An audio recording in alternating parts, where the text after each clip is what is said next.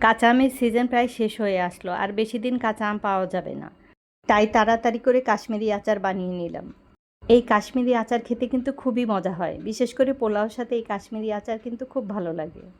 এই কাশ্মীরি আচার খেতে কিন্তু খুবই মজা, আর বানানোও কিন্তু খুব সহজ। আমি এখানে প্রায় 3.25 কেজি কাঁচা আম নিয়েছি। আমি সবগুলো আম আগে ভালো করে ধুয়ে নিয়েছি। তারপর একটা পিলার দিয়ে সবগুলো আম এভাবে ছিলে নিলাম। প্রত্যেকটা আম আমি এভাবে ছিলে নিয়ে তারপর পিস করে নিব।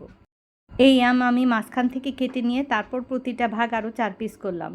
আমগুলো বেশ বড়ই ছিল। প্রতিটা আম এভাবে আমি 8 টুকরা করে কেটে নিলাম।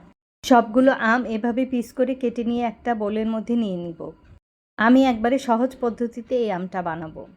এখানে আমি সবগুলো আমের মধ্যে 3.25 কাপ চিনি দিয়ে দিব।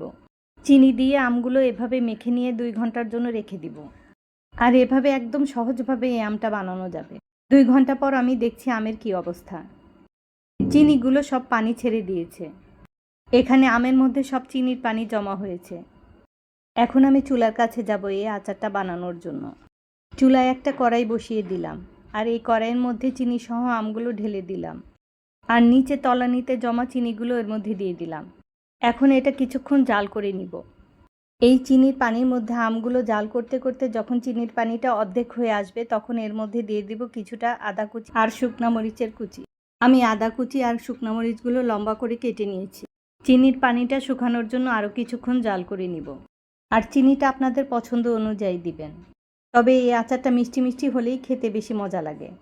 চিনির পানিটা যখন আরও শুকিয়ে আসবে, তখন এর মধ্যে দিয়ে দেব কিছুটা সিরকা।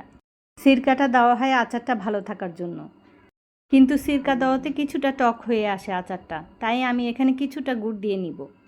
চিনি আর গুড় মিক্সড করে দিলে এই আচারটা খেতে আরও বেশি ভালো লাগে। আমি এখানে একটা পাটালির 4 ভাগের 1 ভাগ দিয়ে দিলাম। গুড়টা আমি আস্তই দিয়েছি, কিছুক্ষণ পরে অবশ্যই গুড়টা গলে যাবে।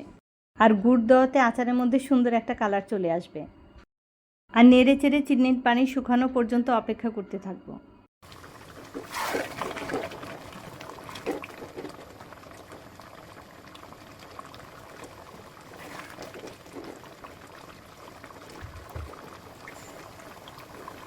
চিনির পানি আর শুকানোর দরকার নেই। এই পর্যায়ে চুলাটা বন্ধ করে দিব। ঠান্ডা হয়ে গেলে আচারটা কিন্তু আরও ঘন হয়ে আসবে। এই আচারটা কিন্তু ঠান্ডা হওয়ার পরে একদম জেলির মতো হয়ে যায়। আচারটা কিন্তু একদম চকচক করতে থাকে।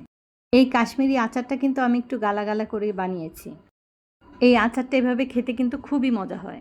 আর এই আচারটা রেফ্রিজারেটরে রেখে বেশ কিছুদিন খেতে পারবেন।